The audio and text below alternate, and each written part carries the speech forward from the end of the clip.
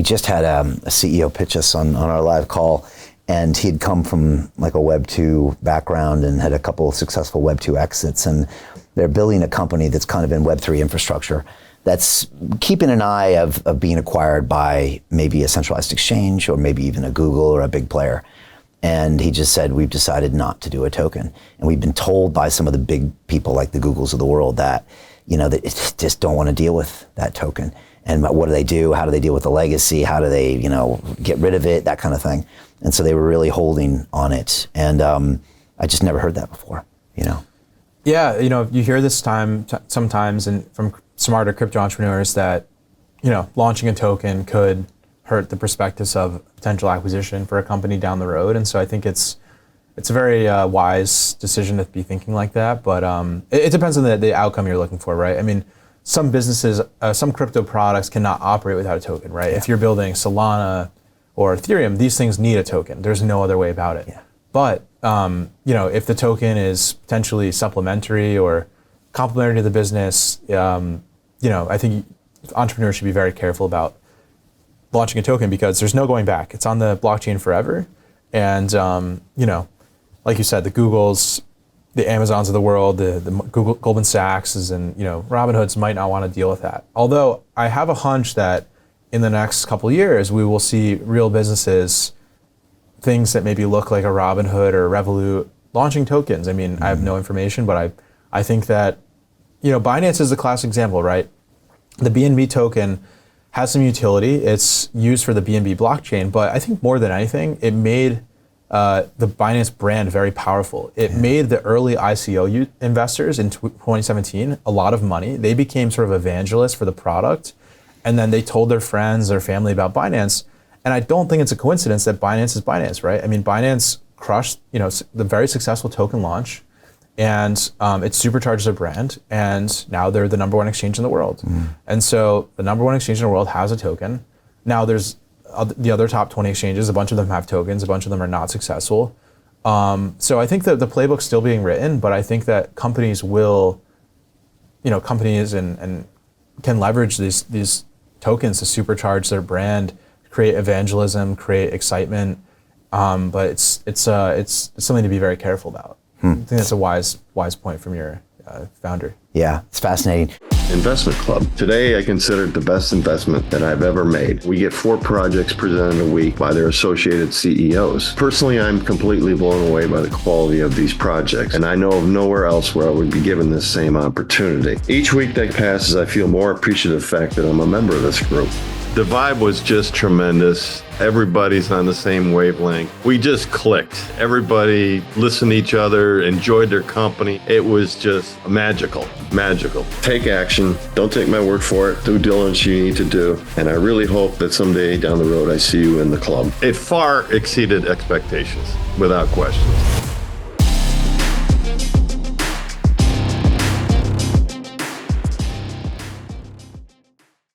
Do you think that Volmex could be acquired one day? And is there a history of index companies being acquired by TradFi? I don't really know much about that. Something that, maybe long-term after we have a lot more partnerships, we're on Bitfinex but maybe we're on some of the bigger exchanges that could, be something we're interested in. No plans right now, but of course, that's always a sexy outcome for any entrepreneur. I actually had worked at one of the Stake.us was acquired by Kraken and one of the largest crypto exits to date. And so I worked there for 2 years. It was their first business employee, second hire. That was a cool thing to be a part of. I saw kind of what a successful startup looks like, from sort of early days to, close to acquisition. And so I think, there's been more and more crypto exits. There's been Stripe acquiring Bridge and Ripple acquiring Hidden Road. I think it's, M&A in crypto is really heating up. As per your question regarding exits regarding indices companies, so MSCI is one of the bigger index companies. They're a $42 billion public company or so. S&P Global is a $140 billion public company.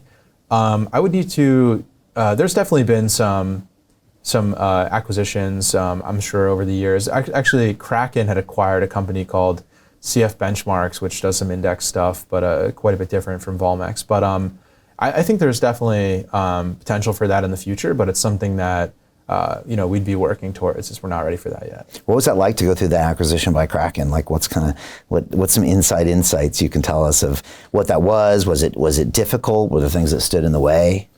So I was starting Volmex up around the same time that process was going on, but my buddies worked there, and I was kind of the key BD employee that signed a lot of the big partnerships and brought in a lot of stake for ETH, Solana, Cosmos, all these big chains that went live back then. And so, a really interesting insight from that experience was just that, in new industries like crypto, staking crypto, the playbook is really being written like as you're kind of doing it. Now things like indices and licensing, there's obviously some precedent related to that, and things that you can, borrow from or, get inspired by, the traditional finance industry and whatnot. But I think that,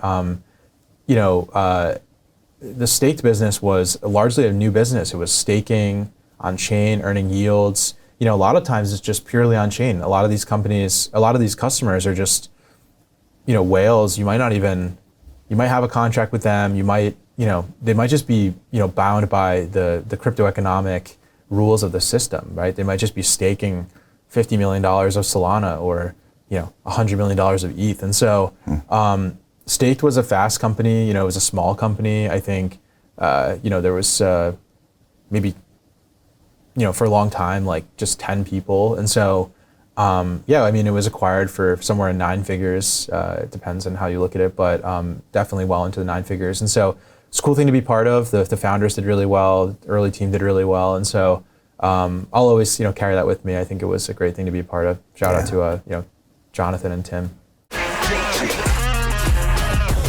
Hey, I know investing in crypto is scary.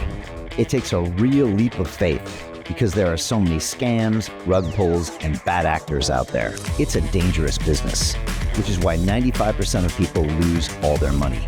Well, that's why I created the London Real Investment Club, so you can access the hottest deals on the planet and use the crypto bull market to create the generational wealth that you deserve.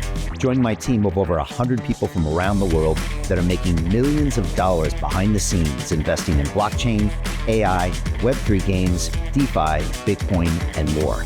Don't miss out. Click the link below to book a call with one of my team now. But hurry, this bull market will end soon. I know investing crypto can be scary. That's why you gotta join the investment club. Pull the trigger. Let's do this.